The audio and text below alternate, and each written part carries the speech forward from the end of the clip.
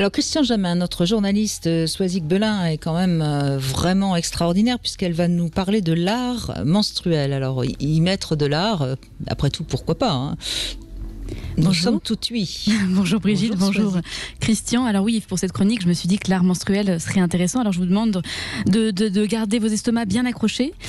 En même temps, quand je me rends compte qu'en vous disant ça, je vais un peu à l'encontre de ma chronique, puisque tout ce qui va suivre, tout ce dont je vais vous parler, a un but précis, provoqué pour désacraliser. L'art menstruel, c'est l'art de faire de nos menstrues un objet artistique à défaut d'une honte. Alors, pour commencer, parlons un peu de cette honte, de cette gêne. Souvent, elle existe même avant les premiers saignements, puisqu'il y a le tabou, on ne parle pas des règles. Et puis, il y a les premières règles. Ah, les premières règles. C'est un peu comme la première relation sexuelle. Elle nous marque. On s'en souvient. Pour ma part, j'étais en 6e, j'avais 11 ans, c'était en début de cours de sport, j'étais habillée tout en blanc et puis elles sont arrivées. Évidemment, on les voit avant. Tout en blanc, c'est tout en blanc, oui. Oui, mais c'est le hasard. Hein. Enfin, en même temps, je pense que c'était la petite leçon à retenir. C'était pour que, j'imagine que ça choque à chaque fois. Le début des règles choque. Je ne sais pas si vous vous souvenez de vos premières règles, Brigitte. Moi, je m'en souviens pas. C'est curieux. J'ai aucun souvenir de mes premières règles. Alors ça n'a pas dû me traumatiser en tout cas. Beaucoup de femmes se souviennent en fait, hein, Christian Jamin, leurs premières règles. Oui, ça, effectivement. Quoique, on sait qu'il y a des maladies qui sont liées à l'âge des premières règles. Et quand on pose la question aux femmes, il y en a beaucoup qui ne se souviennent pas à quel âge c'est arrivé. Ah bon, du coup, je fais partie des exceptions. En tout cas, ça m'a marqué. Peut-être pas, je sais pas, on va dire que c'est moitié-moitié, allez. Voilà. Je fais partie des 50% que ça a marqué. Voilà. On m'a prise par le poignet, on m'a rien expliqué, on m'a juste dit il faudrait que tu ailles à l'infirmerie. Du coup, arrivé sur place, c'était un peu flou, on m'a donné un change, horrible, soit dit en passant, et je suis rentrée chez moi. J'étais une femme et j'allais devoir, en tant que femme, rester discrète sur ces rendez-vous mensuels. Ma mère s'est toujours moquée de moi quand je mettais mes serviettes. Pour elle, c'était l'équivalent de la couche d'incontinence. Il aurait fallu que je mette un tampon. Mais comme on ne me l'a jamais appris, je ne savais pas comment ça se mettait, jusqu'où il fallait l'enfoncer, de quelle taille il fallait le choisir. Et ce n'est que très récemment que j'ai décidé de tester le tampon. Je me suis dit que j'allais pas mourir bête. Alors quand tout le monde passe à la cup, moi j'essaye le tampon. J'ai toujours un temps d'arrêt, un temps de retard, pardon. Et puis j'ai aussi essayé la fameuse éponge dont vous parliez tout à l'heure pour profiter de relations sexuelles même pendant mes règles. Sauf que la jolie éponge rose qui était en forme de cœur a vite pris la direction de mon col de l'utérus et il a fallu que j'aille chez la gynéco pour qu'elle me la retire. Bref, trop de tabous. Moi j'aimerais qu'on puisse... C'était peut-être une petite éponge trop minuscule. Elle était toute petite et c'était pas une éponge végétale. Oui. Voilà, c'était des éponges vendues dans, je ne donnerai pas la marque du magasin, mais j'étais très très très fâchée parce qu'ils me l'ont ultra vendue. Il y avait même un petit trou pour que je puisse mettre mon doigt pour l'enfoncer puis la retirer. Enfin, bon, bref. Mais je trouve qu'il y a trop de tabous autour des règles, autour des tampons, autour des protections hygiéniques.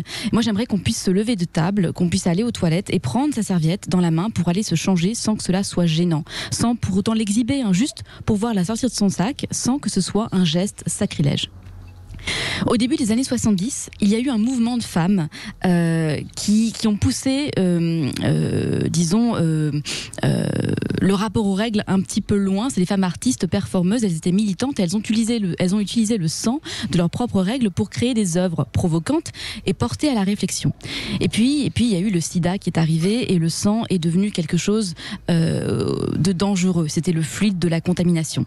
Alors cet art s'est mis en sourdine. Dans les années 80, 90, on assiste à une montée de l'hygiénisme. La publicité y est aussi pour quelque chose puisqu'elle véhicule l'idée qu'un corps libre et sain est un corps épilé, propre, lisse et d'où le sang qui en sort est bleu. Il a la même couleur que le canard WC mais c'est pas grave puisque c'est propre. Et le sang des femmes est considéré comme sale. Il est visqueux, il pue. On peut le voir comme la fin d'un cycle, mais on peut aussi le voir comme le renouveau. C'est le vagin qui mue pour repartir sur un nouveau cycle. C'est le symbole de la femme fertile. Alors pourquoi tant de silence ? Dans les années 2000 et 2010, on assiste à une nouvelle révolution. Des femmes qui, conscientes de leur position sociale, veulent exister et se débarrasser de ce fichu tabou. Les artistes reprennent leurs armes, leur sang menstruel, et vont s'en servir pour militer. Et je vais vous donner quelques noms d'artistes que vous pourrez googliser, parce que c'est important, c'est très visuel. Laetitia Bourget, c'est une peintre, elle travaille avec les fluides et notamment avec son sang, qu'elle utilise comme n'importe quel autre matériau. Une de ses œuvres qui s'appelle Les mouchoirs menstruels. Je vous conseille d'aller jeter un œil. Elle est composée de 700 mouchoirs dépliés après avoir été utilisée en guise de protection périodique. Et sur chaque mouchoir se déploie une forme différente.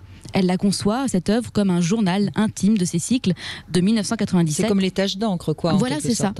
Et ça fait des espèces de papillons. C'est assez beau, hein. Esthétiquement, c'est assez intéressant. Il y a Zanele Muholi, qui est une artiste militante africaine du Sud. Elle se bat pour faire réagir sur les viols correctifs en Afrique, censés ramener les femmes homosexuelles dans le droit chemin. Et elle a une œuvre qui s'appelle Les douleurs menstruelles. Ce sont des petits mandalas. Il y a Lani Belloso, c'est une artiste américaine qui souffre d'hyperménorrhée, donc elle a des règles plus abondantes et plus longues. Et en 2010, elle décide de se laisser aller pendant 12 heures sur une toile. C'était une expérience cathartique. Là aussi, c'est très visuel. Je vous conseille d'aller jeter un œil. Et puis, il y a une performeuse que j'ai rencontrée, une chorégraphe qui s'appelle Paola Daniele. Elle est italienne, vous la reconnaîtrez à son accent. Et elle nous parle de son travail. Enfant, j'étais fascinée par la communion et ces calices de sang du Christ levés au ciel par les prêtres. Aujourd'hui, tous les mois, je recueille mon sang menstruel que j'utilise dans mes performances et installations avec mon collectif Hic est sanguis meus, ceci est mon sang en latin, qui questionne ce qui reste un tabou, les menstruations.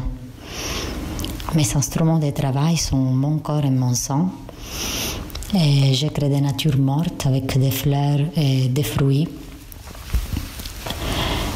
J'explose aussi ces fameux calices des prêtres avec une carabine. Je tire pour ensanglanter une robe de mariée et détruire les symboles du patriarcat. J'écris avec une machine à écrire aussi avec mon sang menstruel. Et j'essaie d'interroger les statuts ambivalents des sons des femmes dans l'imaginaire collectif. À travers ma démarche artistique, le fil rouge de mon travail et de ma recherche est la perception du corps de la femme, en particulier perçue à travers les fluides sanguins, interrogée dans sa symbolique et son rapport avec le sacré. Vous l'aurez donc compris, il faut forcer le trait pour désacraliser. Alors comme j'aime bien tester, moi aussi le mois dernier j'ai voulu tester l'art menstruel, Brigitte, mais bon, mes flux n'étaient pas assez abondants. Et puis j'ai l'impression que je gêne un peu en disant ça, donc je vais vous laisser là-dessus. Évidemment, je ne demande pas à nos auditeurs de se lancer dans cet art, mais juste d'aller jeter un œil. Voilà. Pourquoi pas? Ça peut même être un support médiumnique, allez savoir. Est-ce que je vais rencontrer le grand amour? Vous mettez un petit mouchoir, vous laissez votre sang couler, et puis le voyant vous dira si vous rencontrez le grand amour. En tout cas, je précise quand même que vous... oui, c'est ça, oui, absolument. N'empêche que Soisig, je ne sais pas si vous l'avez fait exprès, mais vous êtes habillé en blanc et rouge. Oui, non, c'était pas fait exprès. C'est pas fait exprès? Non, mais bon, voilà. Comme quoi, vous voyez, notre inconscient est plus fort que nous. Il est toujours là. Vous voyez, quelque part. Quand vous avez parlé de votre robe blanche et du sang, j'ai tout de suite fait le rapprochement. C'est vrai, mais non. Oui. C'était le hasard, peut-être pas. En tout cas, bravo, parce que c'est vrai que ça reste encore quelque chose de terriblement complexe. Alors, je ne sais pas ce que vous en pensez, Christian Jamin. Moi, j'avoue que entre revendiquer son sang, quitte à en faire des tableaux, et puis le vivre tout simplement, il y a peut-être un juste milieu le vivre, je veux dire, de manière complètement culpabilisante, il y a peut-être un juste milieu, non? Oui, mais je pense que c'est exactement ce que vous êtes en train de faire, Brigitte. C'est que, en fait, les règles, ça a été terrible tout au long de l'histoire parce que personne ne comprenait ce que c'était. C'était le mauvais sort qui sortait des femmes. Maintenant, si tout le monde comprenait et savait ce que j'ai dit au début, c'est-à-dire à quoi ça sert, pourquoi, etc., je pense que ça perdrait beaucoup de son côté de rejet de la femme et en particulier des hommes. Il faudrait peut-être qu'ils sachent quand même que si un jour ils ont des enfants, c'est en partie grâce à ces règles. Voilà. Et donc, commençons par éduquer. Eh oui, il y a encore du boulot. Et on a besoin de vous. Merci beaucoup, Soisig Belin. Merci à vous.